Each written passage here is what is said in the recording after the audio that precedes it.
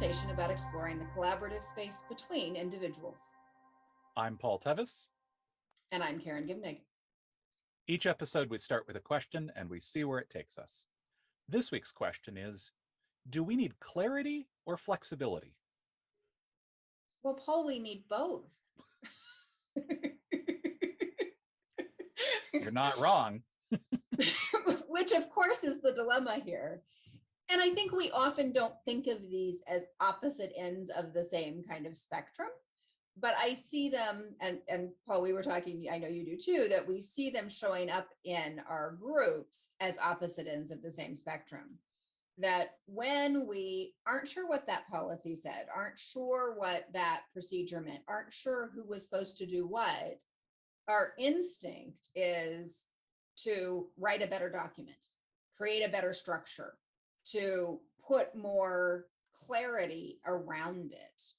And typically with that more, what we're getting is rigidity. We're getting a stuckness of, okay, so we're pinning down exactly who's going to do what when, exactly how we're going to do this process, exactly what the steps are. And as we do that, we lose the flexibility that we need to respond to real life when it happens. And so what we're wanting to talk about today is how we work with that challenge of keeping the clarity that we need and the flexibility that we need, and what are the cues that we've drifted too far in one direction or the other. And the other thing is that I've also worked with groups where they go the other direction when they discover, we have this document and it doesn't really describe all the things that we needed to do. Instead of saying, well, we need to add more stuff to it, they go, well, we just shouldn't write stuff down, right? They actually value flexibility so much and they don't want to be pinned down. I worked in a company once where the president of the company was opposed to written policies because he believed that that would cause people to simply do things because they'd always been done that way. That the existence of a written policy about anything in particular would cause people to stop questioning what they should be doing. And so what he valued flexibility, because he was so concerned about rigidity, about falling into those non-thinking traps. And of course, as someone working in that organization, I found myself going, but it's not at all clear what we should be doing. And so that's really the challenge there, is that, again, the idea that both are useful, and each of us, this is where the differences piece comes out. Each of us has a different sense of whether or not we need more clarity or flexibility in general, and also in a particular situation.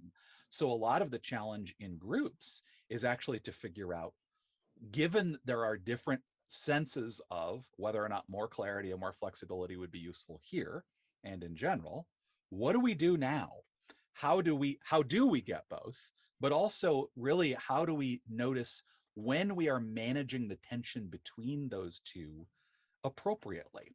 How do we know that we're landing at the right spot along the spectrum for what's happening right here and right now, rather than what we are each individually comfortable with in general?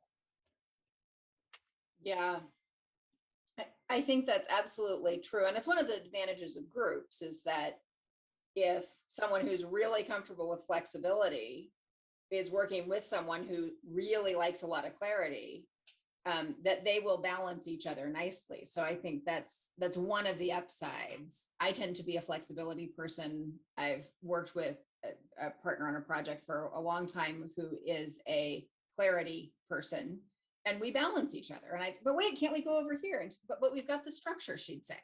And we like, okay, so can that structure shift? And we just sort of work through that. And I think the organization was served very well by the pair of us.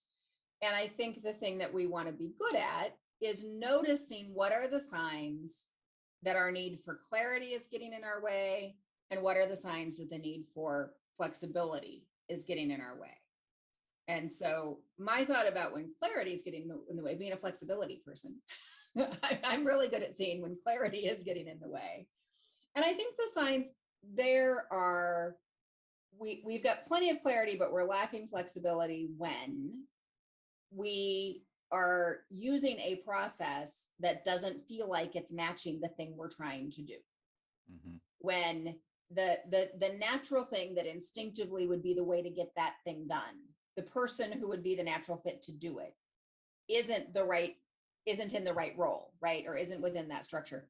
So when there's sort of this instinctive, this is the thing that would work, and we all agree this is the thing that would work, and somebody's saying, no, no, no, our structure doesn't allow that. This is a case where we might have a lot of clarity, but we're lacking flexibility and we're losing talent. We're dragging process down and getting things slower than they need to be, and really paying a cost for not having more flexibility in the system. Yeah. I think what's under a lot of those things for me is this idea that we can see where the structure is creating waste, where we're not able to adapt to the realities of the current situation. It's one of the things about standardization. Like, standardization actually creates waste. It creates some savings in the sense that there is only one process that people need to learn or roll out or manage or things like that. But it also almost guarantees that that process will not be the right process for any particular situation, because it's not adapted. And so, like, I think one of the things we will feel, to what you're pointing in that situation where we would like to have more flexibility, is when we're really feeling like we're not being able to do the thing that would make the most sense, that wouldn't create waste, that would allow people to actually apply their energies, their knowledge, their skills.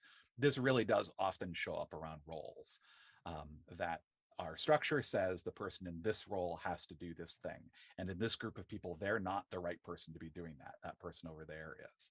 So I think that's a thing we feel a lot when we're in that place of not enough flexibility.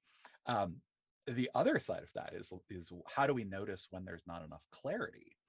And for me, that's the where there's confusion. Like, in the flexibility, and we don't have a flexibility case. It's we know exactly what the process says to do, and we know that we're not doing it. So that's super clear. When we have not enough clarity, it's more of a and sometimes it's more that we don't know what we're supposed to be doing, or where we're going, or what's happening with this, or what's our process for it. And what's weird is that sometimes we don't know we're confused. Often the need for greater clarity only comes about only when we notice that we all think it's clear, but we all have different ideas of what it is. So this is one of the places where, as we've talked about before, conflict tells us where our problems are. Mm-hmm. If you're lacking clarity, likely you've got conflict doing you that favor of showing you when. And it's the thing of, you didn't do what our thing said. You're outside of your role. You didn't follow the right process for making that decision. You're just trying to get your own way. Often that accusation comes with it, when underlying what's really going on is, hey, I was over here doing exactly what I thought I was supposed to be doing, and you were over there watching me thinking it was not what I was supposed to be doing. And that might be because the policy was written 10 years ago and I read policies and you don't. Or it could be because I was part of writing that policy and you weren't.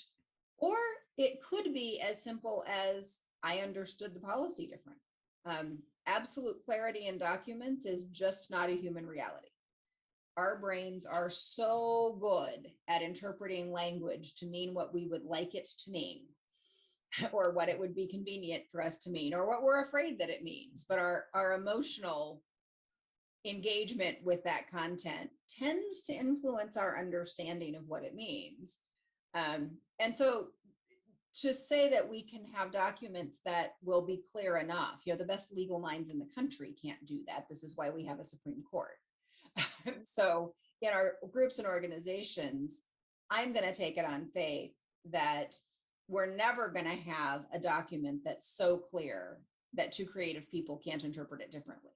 Mm-hmm. Mm-hmm. And that's another one of those things that lives in the space between our understanding of whatever this policy or document or mission statement or whatever the thing is, that we feel either needs to be clearer or needs to be more flexible. We're always going to have different understandings of it. So I think we've touched around a little bit, like how do we notice when we're too close to that flexibility end? How do we notice when we're too close to the clarity end, right? When we have an excess of one at the expense of the other.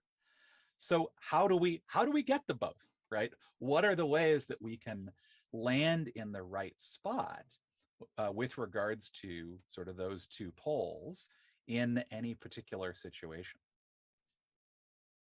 Yeah, so I want to say we can have an insurance policy that broaden, like the right spot can be a lot, like it can be a pinpoint where you just barely teeter, or it can be a really broad, balance beam getting wider to Mm-hmm. a broad walkway. And that breadth of walkway is called trust. Mm-hmm. If we have trust amongst us, if we are in the space of believing in the good intents of the other, and so when someone does something that seems outside their role or against the policy or whatever, that if we all sort of approach it of, they must understand the policy differently, or something must be up there, or what's going on, and we just engage with curiosity. These are all things you've heard in previous episodes. Um, but if you build the trust of, okay, so when there is a misstep, or for that matter, if someone's saying, I want to do this a different way, like we have where we have clarity, but someone's asking for flexibility, if there's trust to say, oh yeah, we can step away from our written policy because we trust that person to do good things with it, to keep everybody's needs in mind, that kind of thing. Then that space in which we have enough clarity and enough flexibility gets a lot wider. And as trust diminishes, we get closer and closer to trying to hit that tipping point where the language is clear enough and we have sort of, when we're not clear, plans. And I think that's in the end the default, like within the structure, that's where you get enough clarity, enough flexibility, is that the language is concise enough that everyone will read it and understand it, and clear enough that we mostly read it the same way. Mm-hmm. And that it includes what happens if either we need to make an exception or we don't all understand it the same way.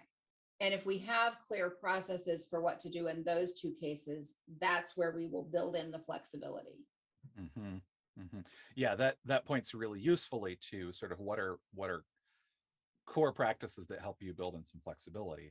One of the things that I'll add around clarity, and I see this a lot in writing of policies or rule sets or things like that, is use examples, right? We often try to bring in this very abstract language that tries to cover all these general cases, and then it's not clear how we need to apply them. So you're writing the rule or the process or the policy with something in mind.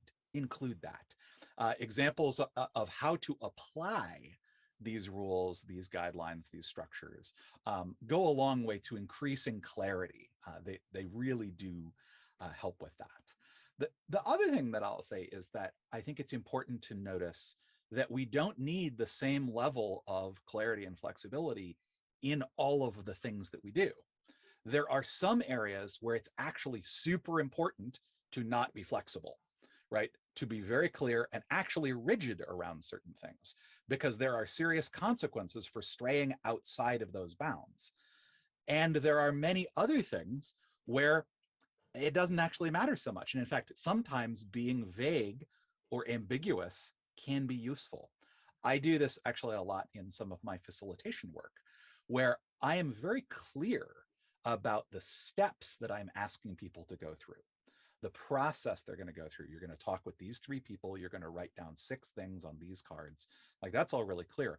But the questions that I will often prompt them with are deliberately ambiguous, because I actually want to open up the space of exploration.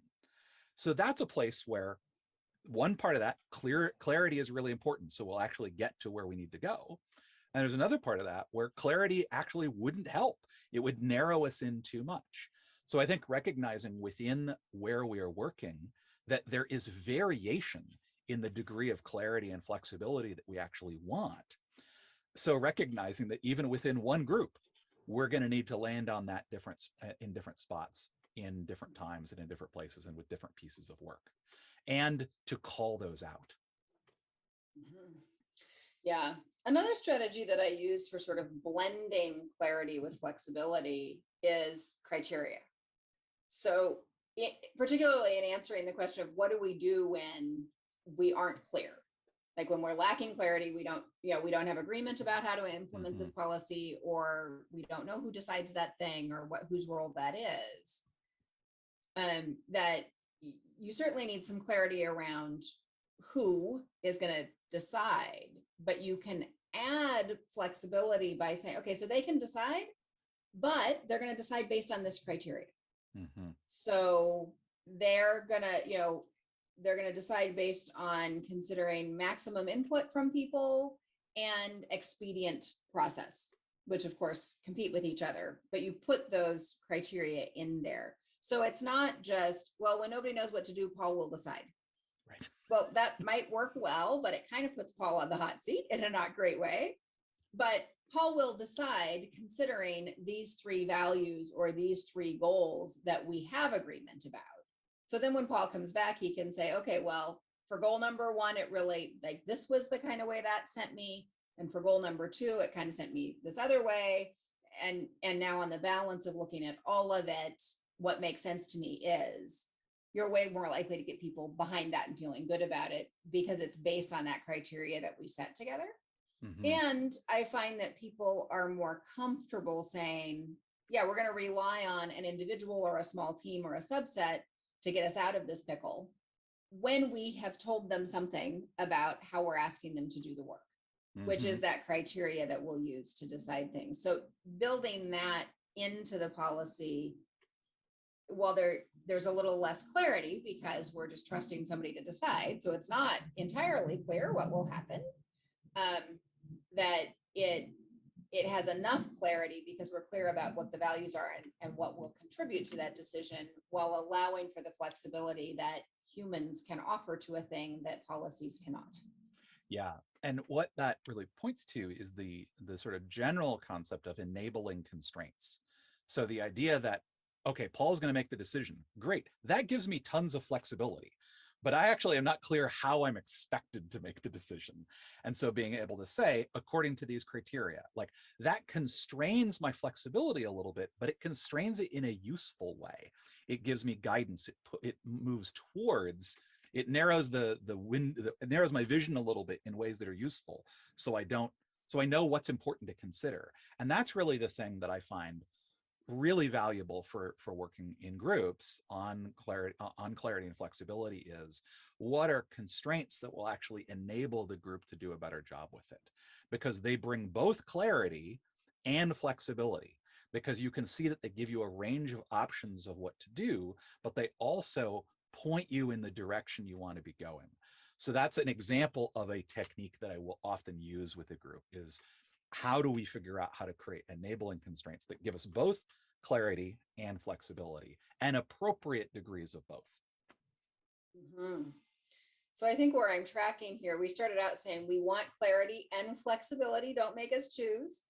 And some people and some situations call for more of one or the other. And so you can, by bringing people together and being thoughtful about what's the environment, what's the goal, what's the situation that we're in, we can figure out how much of each we need and balance each other within that we can broaden the space that will work by increasing trust in a group. And we can look for ways to get more clarity, either by creating some criteria around delegating decision making, or by getting clear about where we need that flexibility and really defining those pieces. Well, that's going to do it for us for today. Until next time, I'm Paul Tevis. And I'm Karen Gimnig, and this has been Employing Differences.